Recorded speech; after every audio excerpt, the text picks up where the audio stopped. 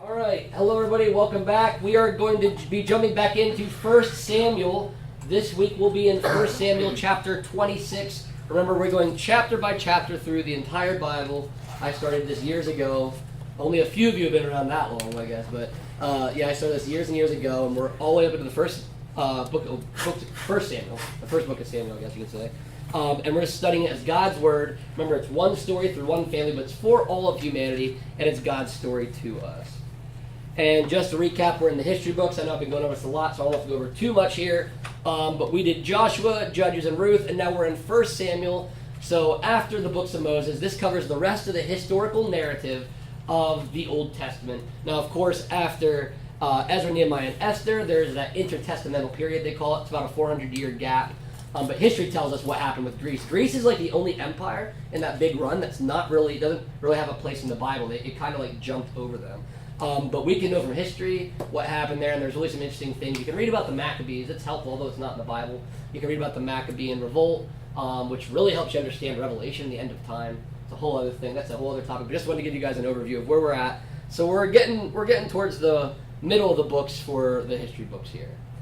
We'll just jump right back into where we've been in the story. So we are in 1 Samuel, and I'm only going back to chapter 19 here, just to recap, because this is kind of where our narrative of this, where we're at in the book, is kind of, this is all important to it. Because remember, the book actually starts with like Hannah's prayer and the birth of Samuel, and a lot happened with Eli and Samuel. But now we're into the parts of the history. We're between 1050 BC and 1000 BC, so think about that, by the way.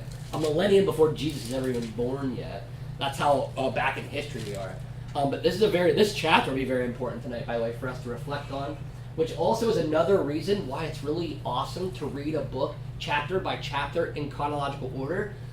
Because it is, you can always jump in. If you're a Christian, you know your Bible, we can jump in anywhere and dip in and say, where are we at right now in the Word, and get some out of it. But when you read it sequentially, you're going to see tonight, many of you have been here multiple weeks in a row, you're going to notice just from the past weeks how being here the past weeks is going to help you understand the story now even better. It's going to make more sense because you're going to remember what happened last time. Whereas usually when you jump in the Bible, you don't really have the whole recap, but you guys will. So remember that Saul's been trying to kill David out of pride, right? He's jealous of David. David's never done anything wrong to him. David actually went to Saul and helped him because of the evil spirit, and helped him. But we know that Saul's been a crazy man, and he through his spirit, David tried to kill him.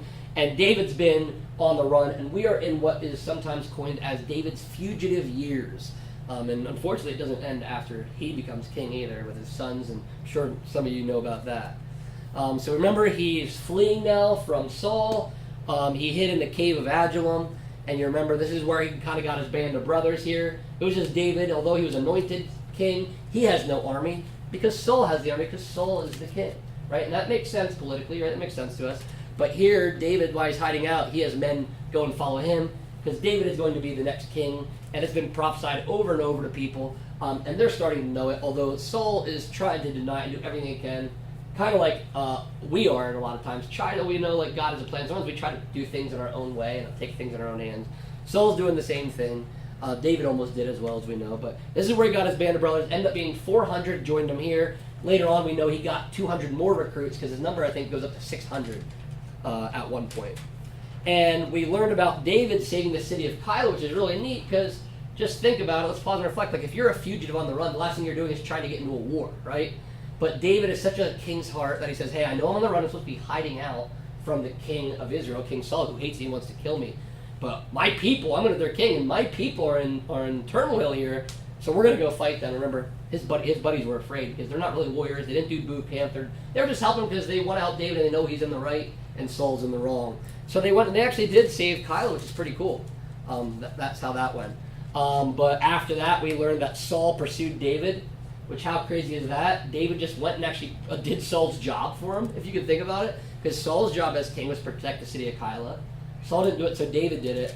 And Saul doesn't see the Philistines as the enemy as much as David. So you can see how Saul is really in his own head, right?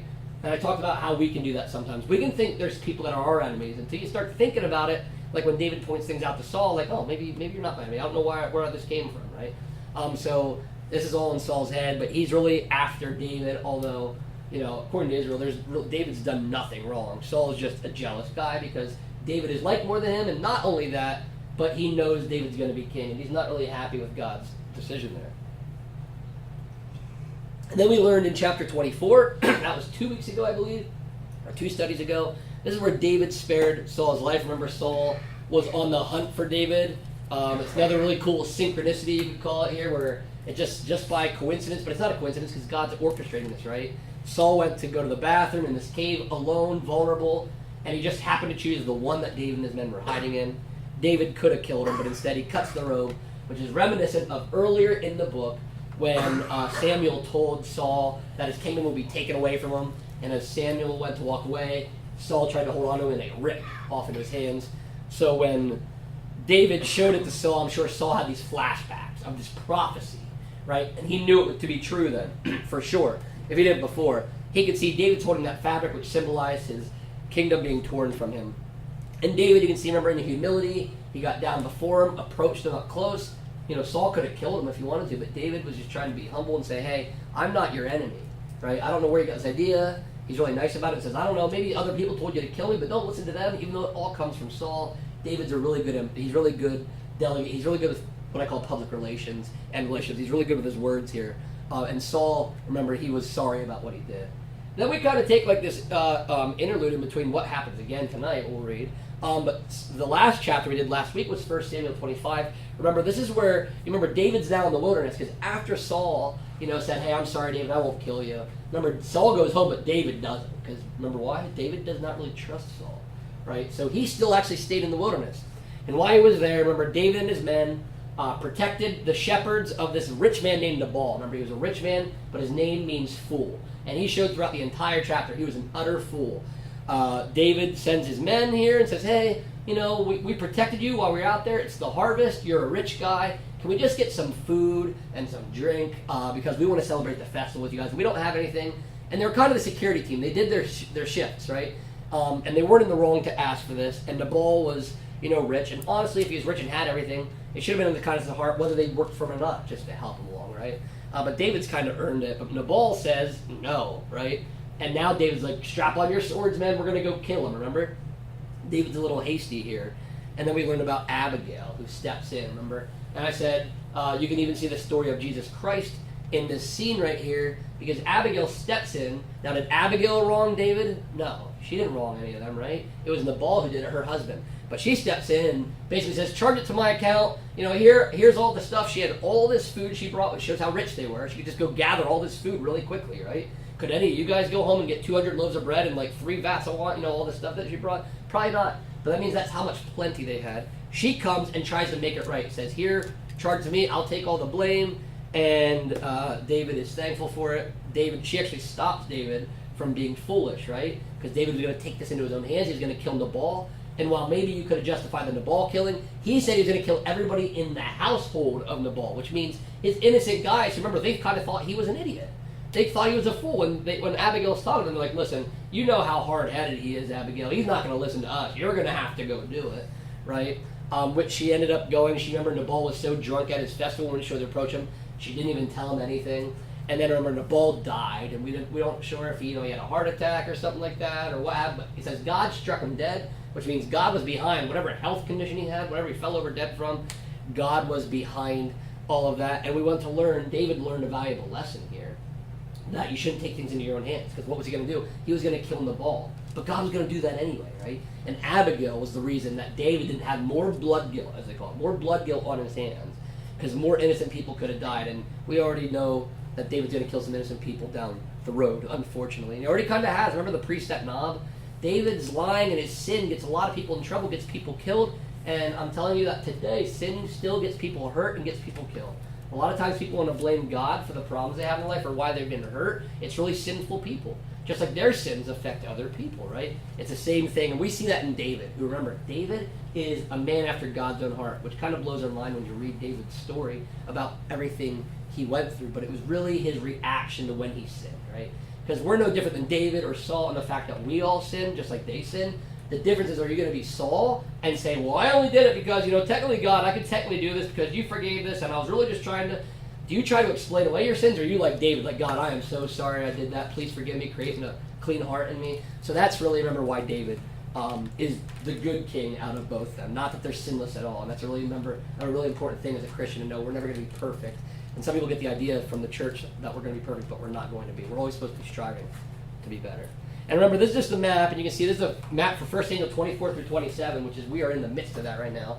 So I just, again, want to bring up this map, one more visual for everybody, just to kind of get an idea of where everything's at. So remember, he was in the caves of Adullam. That's up there in the top of the picture. But we're actually in the south of Israel right here. The Dead Sea's on the east. There's En-Gedi, that cave right there along the Dead Sea. That's where he cut the fabric off, okay? Maon is where we just saw Nabal. Remember Carmel? We had a business in Carmel, so that's the city right north of Maon. And now our story tonight is actually going to take place in the wilderness of Ziph, okay? Because David is still in the wilderness. He didn't go home, because remember, he's still afraid of Saul. So you can see now he's gone from, he was just down in Maon and Carmel with Nabal. He's going back up north now, which is west of En-Gedi. So you can kind of see that whole region that this is all taking place in. But he started up in Adullam, up a little bit even more north, right? And when he was with northwest, all the way up there is Gath, where he, remember, went and fled for a little bit to the Philistines. So just to give you guys an idea of where everything is taking place in our story. So now tonight, he's going a little bit up north from being down in the wilderness of Maon. But this is all that you can see. The wilderness of Judah is where the story takes place. And we're going to go ahead, like we've been doing, we're going to go ahead and read chapter 26, verse by verse, and then we'll go back and break it down. All right, 1 Samuel 26. And a lot of this is going to sound familiar, but new at once. You'll see why, if you haven't read ahead yet. Then the Ziphites came to Saul at Gibeah, saying, "Is not David hiding himself on the hill of Hachilah, which is on the east of Jeshimon?" So Saul arose and went down to the wilderness of Ziph with 3,000 chosen men of Israel to seek David in the wilderness of Ziph. And Saul encamped on the hill of Hachilah, which is beside the road on the east of Jeshimon. But David remained in the wilderness. When he saw that Saul came after him into the wilderness, David sent out spies and learned that Saul had indeed come. Then David rose and came to the place where Saul had encamped. And David saw the place where Saul lay, with Abner the son of Ner, the commander of his army. Saul was lying within the encampment, while the army was encamped around him. Then David said to Ahimelech the Hittite, and to Joab's brother Abishai the son of Zeruiah, "Who will go down with me into the camp to Saul?" And Abishai said, "I will go down with you." So David and Abishai went to the army by night. And there lay Saul sleeping within the encampment, with his spear stuck in the ground at his head, and Abner and the army lay around him. Then Abishai said to David, "God has given your enemy into your hand this day. Now please, let me pin him to the earth with one stroke of the spear, and I will not strike him twice." But David said to Abishai, "Do not destroy him, for who could put out his hand against the Lord's anointed and be guiltless?" And David said, "As the Lord lives, the Lord will strike him, or his day will come to die, or he will go down into the battle and perish. The Lord forbid that I should put out my hand against the Lord's anointed. But take now the spear that is at his head, and the jar of water, and let us go." So David took the spear and the jar of water from Saul's head, and they went away. No man saw it or knew it, nor did any awake, for they were all asleep, because a deep sleep from the Lord had fallen upon them. Then David went over to the other side and stood far off on the top of the hill, with a great space between them. And David called to the army and to Abner the son of Ner, saying, "Will you not answer, Abner?" Then Abner answered, "Who are you who calls to the king?" And David said to Abner, "Are you not a man? Who is like you in Israel? Why then have you not kept watch over your lord the king? For one of the people came in to destroy the king your lord. This thing that you have done is not good. As the Lord lives, you deserve to die, because you have not kept watch over your lord, the Lord's anointed. And now see where the king's spear is, and the jar of water that was at his head." Saul recognized David's voice and said, "Is this your voice, my son David?" And David said, "It is my voice, my lord, O king." And he said, "Why does my lord pursue after his servant? For what have I done? What evil is on my hands? Now therefore, let my lord the king hear the words of his servant. If it is the Lord who has stirred you up against me, may he accept an offering. But if it is men, may they be cursed before the Lord, for they have driven me out this day, that I should have no share in the heritage of the Lord, saying, 'Go, serve other gods.' Now therefore, let not my blood fall to the earth away from the presence of the Lord, for the king of Israel has come out to seek a single flea, like one who hunts a partridge in the mountains." Then Saul said, "I have sinned. Return, my son David, for I will no more do you harm. because my life was precious in your eyes this day. Behold, I have acted foolishly and have made a great mistake. And David answered and said, Here's the spear, O king. Let one of the young men come over and take it. The Lord rewards every man for his righteousness and his faithfulness. For the Lord gave you into my hand today, and I would not put out my hand against the Lord's anointed. Behold, as your life was precious this day in my sight, so may my life be precious in the sight of the Lord, and may he deliver me out of all tribulation. Then Saul said to David, Blessed be you, my son David. You will do many things and will succeed in them. So David went his way, and Saul returned to his place. All right.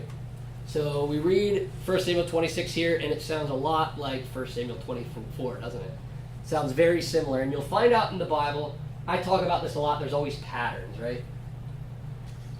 Now, there's patterns with different people doing different things, and there's patterns where people do multiple things multiple times, and it's usually to really hit home a specific message. Because this story is going to be a little bit different for 1 Samuel 24, but we're going to get a lot of the same. We're basically going to see David's humility again, but we're also going to see some new things that tell us a little bit more about the story, which is really interesting. But let's go ahead and just get started. I'm going to break down the first 5 verses. This is the part where Saul pursued David again, right? This is very much how chapter 24 went. So it says, Then the Ziphites came to Saul at Gibeah, saying, Is not David hiding himself on the hill of Hachilah, which is on the east of Jeshimon? So Saul arose, went down to the wilderness of Ziph with 3,000 chosen men. Basically, they're looking for David in the wilderness of Ziph. So right here, if you remember before in chapter 24 or earlier on in the book, the Ziphites did the same thing. So they ratted David out again, right? So these people were the ones that said, hey, he's hiding down there. And I believe they give even like the same location in Hachilah and east of Jeshimon and everything. And they're like, hey, David's down here. Like, you got to go get him. And last time he did that, remember, he ended up in that cave with David, right? And then David escapes them, and now here they are again. So you can kind of see the Ziphites are showing their true colors. They really want Saul to be pleased with them. And they probably saw, David got away, but David's still kind of hiding, and maybe Saul will get him, and maybe we'll suck up to Saul. They kind of want to be the suck-ups, right? The suck-ups that want to be Saul's best friend, so when Saul is king and kills David, they'll be at the top of the chain because they helped him kill his enemy. Even though they have to know deep down inside as Israelites that David's not really evil, right? But you can see in the Ziphites, you can learn a lot from them, that they'll sell out on David just so they can get something. Because why would they help Saul kill him unless they want to be remembered, right? So they're going to look at David as an enemy for Saul again. So they're really sticking to their commitment to Saul here. And it says again that he took his 3,000 men, Saul encamped on the hill, but David remained in the wilderness. And when he saw that Saul came after him into the wilderness, David sent out spies and learned that Saul had indeed come. So remember again, Saul, I try to get this picture here, has 3,000 men, which just think about that. That's a lot.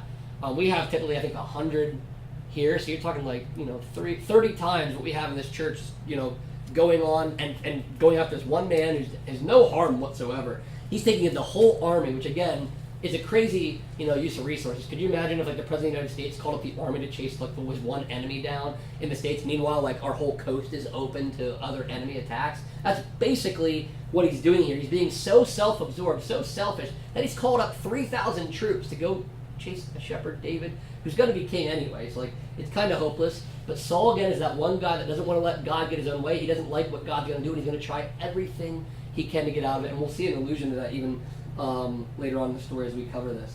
But we notice here, it says, David remained in the wilderness, and when he saw that Saul came after him in the wilderness, David sent out spies and learned that Saul had indeed come. What's interesting thing, you see what it says there? My translation, right? When he saw that Saul came after him. Isn't that really interesting? Because what is Saul doing right now?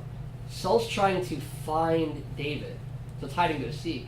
It kind of reminds me of hide and go seek when I run around my house when Roscoe's trying to find me, and I run into the other room, and then I look out and see that he's in the kitchen, and then I run over here to the bedroom. I know where Roscoe's at when he's trying to find me, but he doesn't know where I'm at. It's like the same. It's like a really good game of hide and seek that David's playing, right? Because the whole time David is aware of Saul's whereabouts, right? We don't know how. Probably God, though, right? It doesn't have to be written here. Probably God has given him intel somehow, whether he has good spies or whatever it is. But David's also not a dummy, right?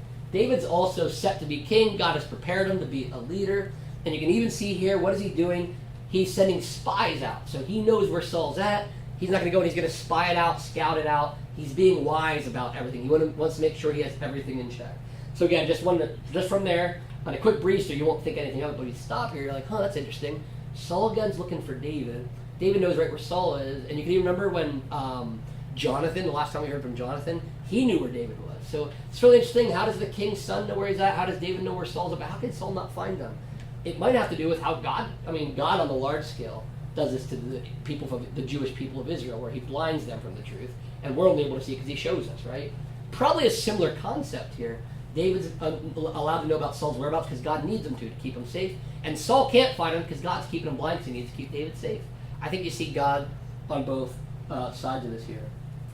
So it says that David rose, came to the place where Saul had encamped. So now he goes up, sees Saul's there, and David saw the place where Saul lie with Abner, the son of Ner. So Abner is going to be in the story here. He's the commander of the army, and Saul was lying within the encampment while the army was encamped around him. So to paint the picture here, they're now setting up camp. Maybe they have a campfire going, they had it for a while or whatever, but now they're camping out and they're going to go to sleep. And it says that he's within the encampment. What this means is that he made those 3,000 soldiers camp in a wall or sleep in a wall around him, basically. So he had thousands of men sleeping all around him, meaning if you wanted to get to the king, you literally had to go through all of them. You had to go through the entire camp. And then what he sees here is Abner, which is the commander of his army. So basically he's with the general. And that's the high protector of Saul. So Saul's going to sleep with the commander of the army, the greatest of all the warriors, and then have all the other guys surround him to keep him safe, or so he thinks, right? That was the whole plan for this.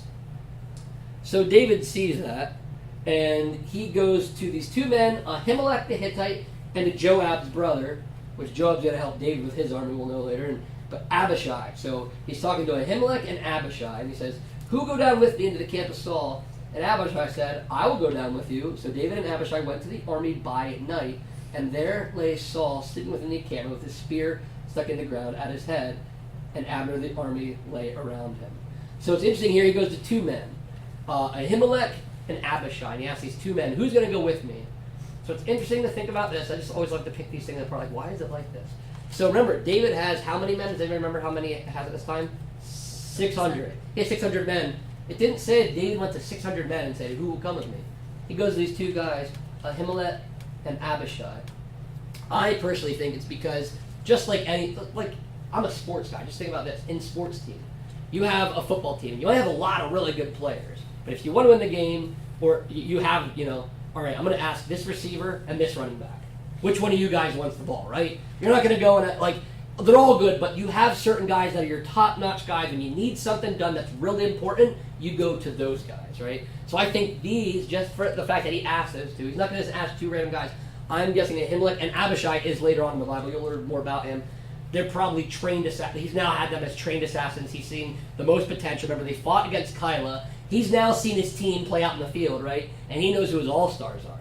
So I think these are two of David's all-star killers saying, "Hey, I'm personally going to go check this out. I need somebody who's really good at fighting to be with me too, so I'm not alone there." And of course, you see Abishai, which is the brother of Joab, which will work with David and help David in his army. So as we go, so David and Abishai went to the army by night. So they're sneaking down at night, very smart, not be seen in the day. And there lay Saul, sleeping within the encampment, just like we will, with a spear stuck in the ground at his head, and Abner lay around him. Then Abishai said to David, "God has given your enemy into your hand this day. Now please let me pin him to the earth with one stroke of the spear, and I will not strike him twice." So this again, so remember, like I said, there's patterns here. This is a very similar pattern of the cave. The same whispers David heard. "Hey, I think there's the king over there. Now's the time. God gave you in his hand. Go kill him." And he's like, no, I'm just going to cut off his fabric. Remember, they're probably like, "Oh my goodness, you were so close," right? So that kind of happens. Same thing happens here, except with one individual. Abishai says, "Hey, look." And remember, Abishai was there for the first one. He had been in the caves probably with David. They're like, "All right, now's the time. I know last time you let him go, but now's the time, and I'm a trained assassin. I'm really good. I can take that spear. I'm a pro, and I just need one. I don't have to do it twice." He's saying, "I'm good. I know if I give him one blow to the head, he's already asleep, it's done."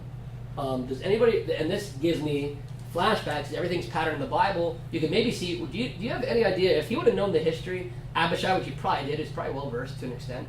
If he had a history of what happened in the Old Testament, is there any story you can think of in the books of history that Abishai might have got this idea from? Maybe not, but it might just be one of those coincidences in the Bible. Close, so it's in Judges. This would be Jael. Remember Jael with the tent peg? Yep. Drives it right through his head? And I'm sure that story lived on, right? Because that's actually, Barak gets the credit for that. Remember, Barak actually didn't even kill him, but Barak's in the Hall of Faith. He does make it in the Hall of Faith in Hebrews. But remember, that they said it was that really cool prophecy, like a woman's going to kill him. He's like, all right, Deborah will kill him, whatever. It was actually Jael that did it. It was still a different woman. But she did it by, while he was sleeping, killed him with a tent peg, one shot right through the head, because women were the ones that put up tents back then. So she was a specialist. She would have been a specialist with a hammer. Back then, women were really good at putting the tents up. They're the ones that did that. And that's what, so Abishai's probably like, hey, Jael did it, it worked, God took one of them out that way. Maybe God will have us take Saul out the same way he took out the leader of that army, right? Makes sense, God's done it before, right? So you see that, but this time he's like, no, which is cool. It's like, no, because remember, God doesn't always do the whole Moses thing. The pattern sometimes changes, it's a little different. It says, no, God's not going to do it this way. We don't want to do this. It says, but David said to Abishai, do not destroy him, for who can put out his hand against the Lord's anointed and be guiltless? And David said, as the Lord lives, the Lord will strike him, or his day will come to die, or he will go down into battle and perish. So what's interesting here, again, David does a similar thing. So the pattern changes with him, like, no, I'm not going to kill him. I'm not going to kill him. And I love what he says, who can put out his hand against the Lord's anointed and be guiltless? Basically, like, and remember, after the one guy later on, when Saul does die, David will kill a guy for doing what Saul asked him to do. It's really strange, but David really is very sure that you don't touch God's king. God will deal. If God has a problem with him, he'll deal with them. But you don't touch him at all. And his answer to this, when he says, as the Lord lives, the Lord will strike him, or his day will come to die, or he will go out on the battle and perish. So like he's throwing out all these things, like, hey, maybe God will strike him dead right now. Or maybe he'll just get old and never be die. Or maybe he'll die in a battle. I don't know. But God's going to kill him, and I'm going to take over as king. And you guys have a little bit more intel than most people who just pick up the story and jump into it in a Sunday school class, because you guys were around for chapter 25. Does anybody remember what David almost did in chapter 25? Anybody? Vengeance. Remember, he was like, I'm going to kill him. I'm going to do this. And isn't it funny? And how did Abigail get him to stop? She said, hey, don't, God will, basically the whole thing was like, God will take care of it, and he sees the Lord took care of it all, right? Because how did he die? Nabal? He died because the Lord struck him dead. So now David's a little bit more confident in the way he talks. Like, hey, maybe God will strike him dead. Why would he say that? Because God just struck somebody dead, right? So he proved it. So David's like, oh, okay, I definitely don't have to touch him. He struck that Nabal idiot guy down, that fool down. He could do that. He could strike him dead. Or he'll die in battle. I don't know, but God will kill him for me. I don't have to do it. He's very more confident now. Before he was a guy that takes his things in his own hands, take vengeance. But I just think it's really interesting. Immediately the next chapter, now you see David like, hey, I'll let God will take care of it. But that was not the way he thought. So you can see, in a way, growth in mindset, which that could happen to us too. We all have, different understandings when we take things in our hands. And as we get older, we'll get wiser. God will give us wisdom. Say, no, vengeance is mine, saith the Lord, right? And David's now finally moving out. You can see him growing a little bit here with that. So, yet the Lord forbid that I should put out my hand against the Lord's anointed, but take now the spear that is at his head and the jar of water and let us go. Now, before I leave off of this, isn't it interesting? So the picture here is demonstrating this. Another interesting facet of this, the fact that he's grabbing the spear would have been poetic justice, right? If I were writing a Hollywood movie, because I'm not God, I would have made the mistake of saying, yeah, let's end it like this. Where Saul gets that spear through his head, the same Saul that started this whole, or the same spear that started this whole thing back in the beginning. Remember why David's running? Because he threw this spear at him and multiple times, not just once. By the way, this is the 16th attempt on David's life, if you're counting. 16th attempt to murder David by Saul on this journey here. So, and would we have and honestly, if this were Hollywood, we would have cheered when he killed him with the spear. We would have and said, that's what you get. He tried to be nice. He let you go in the cave, and you still kept going. You get what you deserve. Poetic justice. Live by the spear, die by the spear, we probably would have said, something like that. But he doesn't do it. So it's really cool, and I'm sure, Saul will understand and remember that as well.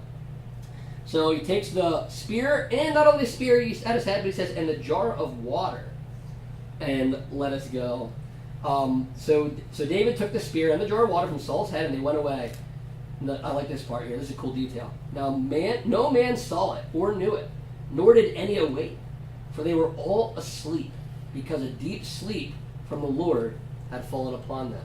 Now, there's some times in the Bible you'll read these kind of things. A deep sleep. So I remember deep sleep that fell on the first man who was ever created, Adam. Remember, that's how Eve came, a deep sleep. Something that a human cannot wake up from. Almost like God knocks you out and you're not waking up until he wakes you up kind of thing, right? Same thing happened with Abraham, if you remember. The promise he made, he knocks him out into these deep sleeps. They happen. So it's some supernatural sleep that knocks everybody out, and you could be banging pots and pans, and humans cannot wake up from this. Does not happen often, maybe. Doesn't happen too often, but it happens in the Bible, and you see it happen here.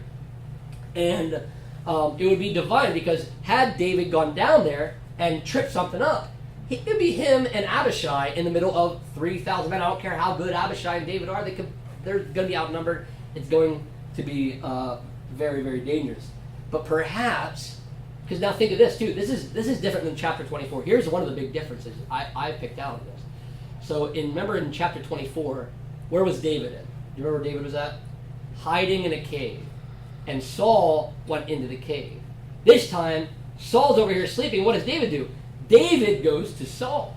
Last time Saul tripped upon David, basically. And David's hiding in this cave, not trying. Now David's actually going out. First you're like, well, that's kind of crazy. Like, why would you go out and do this? Well, there's also a chance, remember what I was saying earlier. David knows where Saul's at. Saul doesn't know where David's at. Could have gone, and he didn't need to record it here, because it wasn't necessary, the story didn't fit perfectly in. But could it be, and I think it's possible, that David knew that God was putting him into a deep sleep, and that he wasn't so afraid. Now he probably still, he had Abishai, so he's ready, prepared for war no matter what. But I think he might have known. God might have tipped him off, or just maybe led him to do it. And he goes down there, and God protects him one way or the other. Where these guys aren't going to wake up, so David can go down and do this and steal the spear and steal that water. And now let's see what happens. Verse 13 here. Then David went over to the other side and stood far off on the top of a hill, with a great space between them. And David called to the army and to Abner the son of Ner, saying, "Will you not answer, Abner?" Then Abner answered, "Who are you who calls to the king?" And David said to Abner, "Are you not a man? Who is like you in Israel? Why then have you not kept watch over your lord the king? For one of the people came in to destroy the king your lord. This thing that you have done is not good. As the Lord lives, you deserve to die, because you have not kept watch over your lord, the Lord's anointed. And now see where the king's spear is, and the jar of water that was at his head." So first off, I have a little picture here to kind of demonstrate it. He went into the camp, and he took it. And here's another difference. Can you see the difference in this story? Remember last time he caught him, going to the bathroom. Now he steals his spear. Do you notice a difference in David's approach to Saul this time? Does anybody notice one? Anybody pick anything out? All right, think about this. So last time, remember what David did? He walked right up to him and bowed down, right here, where he bowed down and could have been struck dead. This time we're seeing a little bit more wisdom. Before he reveals himself, he goes to the other side. That's why I put David, he doesn't talk to him. David shouts to Abner and Saul. He's like, "Hey, you guys, I have the spear." He's probably yelling from a distance, from a safe place. He has lost trust in Saul. Why? Because Saul last time said, "I'm sorry, I'll never do this again," and then came right out for him. So now David, again, growing. He's being wise. All right, I'm not going to stay by this guy. Maybe this guy will kill me. I don't know. So I'm going to do this from a distance to see how this goes. Also, if you're a military person, you'd see a lot of military strategy in this. Can anybody have any guesses of why David would have went to the other side? So he comes into camp. Think about this. He goes into camp, grabs it, and then goes to the other side. When his military's back here, does anybody know why he would do that? So I think David, what he was doing was kind of smart. So I'm sure he didn't leave camp and not tell anybody, right? I'm sure he told his 600 guys back at the camp, or the 558 or whoever's left, saying, "Hey, I'm going, Saul's camp's right down here, me and Abishai, we're going on down. Just be ready in case something goes on," okay? I'm sure they're on standby, right? And David goes down, and then he goes across. I think this is a really big strategy, and you'll see this in the Bible, even back in Judges and stuff. So he's now shouting to him from over on the other side. Now David's guys are camped on the other side of this camp here. He comes over here and says, "Hey guys!" So he's yelling down to them now. So, God forbid, Abner grabs the military and says, "Get him!" What they wouldn't know is when they came after David, David's men would be doing a sneak attack from the rear. So he could have lulled them into an attack.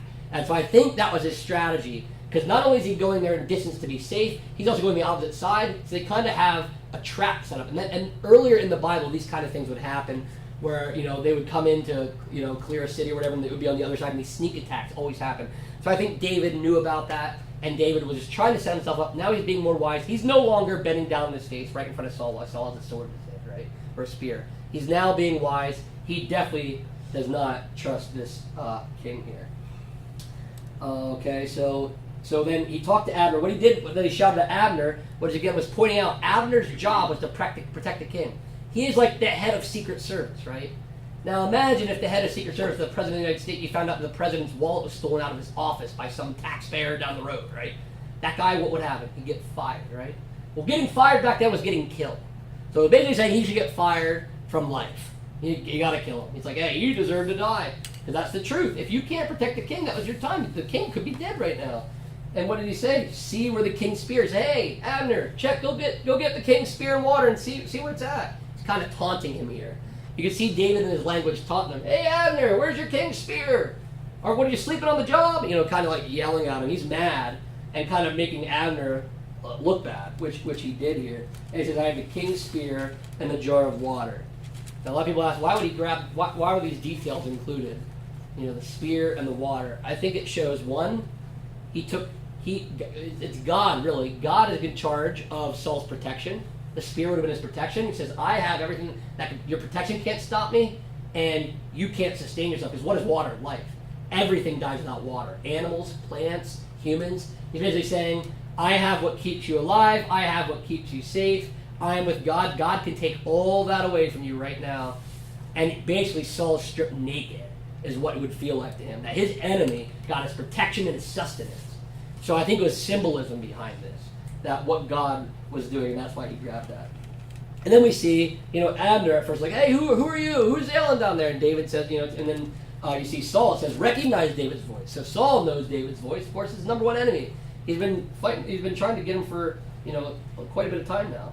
So Saul recognized David's voice and said, is this your voice, my son David? And you can see there's that nice language again. He got Saul to soften up. He didn't say son of Jesse. That's a slanderous term he uses, so he calls him my son David. Now it's a term of endearment, father and son. He's being peaceful from a distance. David maybe would have been safe, but we're not sure. He was wise, because, Saul could have changed his mind at any moment. And there's an evil spirit around, don't forget. Saul didn't change his mind. There's been an evil spirit tormenting him off and on, we've seen. So David was still safe, but he says, it is my voice, my Lord, O king. David being very respectful. And he said, why does my Lord pursue after his servant? For what have I done? What evil is on my hands? Now therefore let my lord the king hear the words of his servant. If it is the Lord who has stirred you up against me, may he accept an offering, but if his men, may they be cursed before the Lord. For they have driven me out this day, that I should have no share in the heritage of the Lord, saying, go, serve other gods. So again, you see the same language, like, hey, why are you killing me? You're trying to kill me. I'm not your enemy. Repeating language we saw in 24. It's really interesting here, though, what he says. He's like, hey, if God's the one, like David's just being real honest, like, hey, maybe, for some rough chance, I don't think so, but if God's sending you, then let this be an offering. I'm going to offer this to God. Hey, God, I don't want to fight. David really deep down knows God isn't having him come after him. But he says that. He's trying, he's being, there's full of humility here. Hey, if I am in the wrong, for some reason, I don't know why God wants you to kill me. If so, let him accept this offering right now, right here. Here's the spear, here's the water. Let's call it even. But if not, may God, basically kill every guy that's coming for me right now. And he mentions here how he's been driven out, how this whole thing is cursed, and it's been a plague to him, and how David's probably been tempted and, off and on, just run away from home, like Simba in The Lion King. Run away and never come back, right? Probably that thought has come to him, and he even says that. They're saying, go serve other gods. Basically, go move to another country where the customs are different, where Yahweh's not God, and just live your life over there, David. You'd be a lot safer if you just left Israel, right? So he's been told that over. So his life's been made miserable. He just wants to go home. He wants to serve Yahweh, his God, in Israel. He wants to be the king only when God wants him to be. He doesn't even want to steal the throne, by the way. That's even more. Like David's not going like, hey, Saul, remember, I'm the king now. He's not even picking a fight. He's letting Saul be the king as long as Saul wants to be king, really, as long as God wants him to be king here. So he's being, pretty helpful here. So it says, may be cursed, go serve gods. Now therefore, let not my blood fall to the earth away from the presence of the Lord, for the king of Israel has come out to seek a single flea, like one who hunts a partridge in the mountains. All right, I'm going to break that one down, because how many people talk about partridges in the mountains around here? Probably not many, right? So what he's saying here, so back in the day, so remember the single flea, he mentioned that before, like who are you trying to catch a little single flea? Like basically, it's the small details. Why are you going after me when there's bigger fish to fry? But he's saying one who hunts a partridge in the mountains. So let me give you a background just a little bit of what this means. So back then, if they were hunting a partridge bird, right, they're not really good at flying. They're not like an eagle that can just soar up in the sky and fly away. They started to realize that when you go up to a partridge, it can get up off the ground, and then it will land. You can go and it'll get up off the ground. But after a while, partridges are not really good at flying, and they get tired. And the reason they hunt them in the mountains is they just keep chasing around until they got tired. They go up in the mountains, they couldn't fly anymore, they're exhausted, and they go up and they basically get them with clubs. Okay, and that's how they would kill them. It was an easy way. It was a war of attrition. You just tired the partridges out until you killed them. And David's like, am I a partridge? Do you think I'm going to stop flying and just stand here till you kill me? That's what he's saying to him, really. Like, you just keep chasing me over and over. You think I'm going to get tired of it? Do you think that if you just chase me enough, eventually God's going to let you kill me? And Saul would have understood this because they hunted partridges in the mountains back then this exact same way. So that's an old saying, and that would be really, like, unless you really dive into the context of it. So that's what he's saying, because this is remember, attack number 16, right? And he's saying, hey, this is getting ridiculous here. How many times do I have to run away until you're going to give it up, Saul? Is kind of what he's saying. And then Saul said, I have sinned. Return, my son David, for I will no more do you harm, because my life was precious in your eyes this day. Behold, I have acted foolishly and have made a great mistake. So here it is, Saul again coming to his senses, again for a short term of time here, and even admits he's again calling David his son. This is all peaceful interaction again, which is kind of surprising because Saul's been crazy. But Saul again is, by David's words and peaceful words that, you can imagine that he read the book of Proverbs, the way David deals with this guy. But he admits to acting foolishly, and that was a great mistake. And David answered and said, here is the spear, O king. Let one of the young men come over and take it. The Lord rewards every man for his righteousness and his faithfulness. For the Lord gave you into my hand today, and I would not put out my hand against the Lord's anointed. So he said, right there, he's pointing out, like, hey, I could have killed you. Remember, this is proof, this spear. I could have killed you. I didn't do it. We're at peace here. I'm not trying to do anything.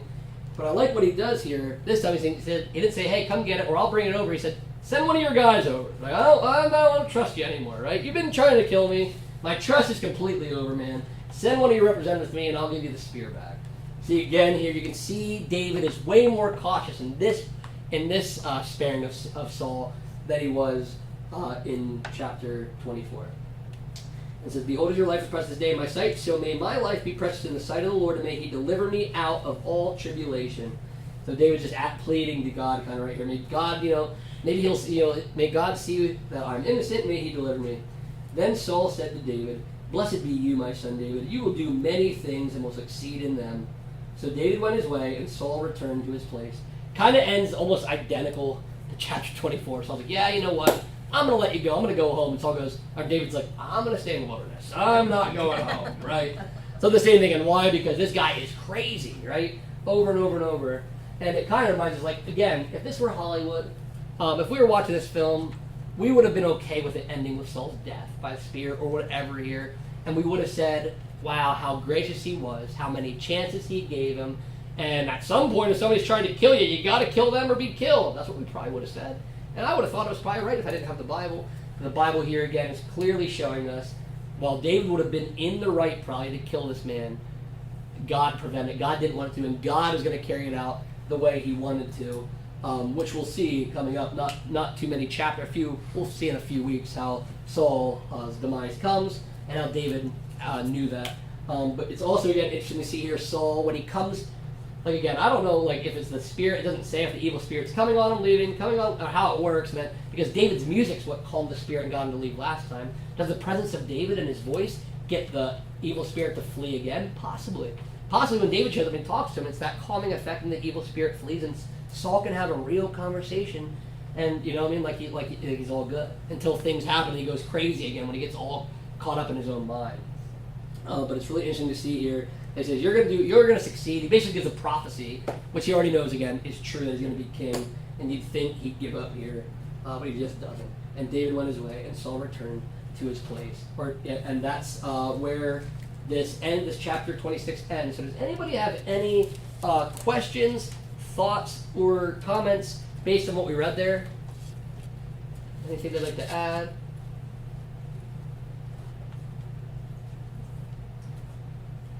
Yeah, go ahead, Beard.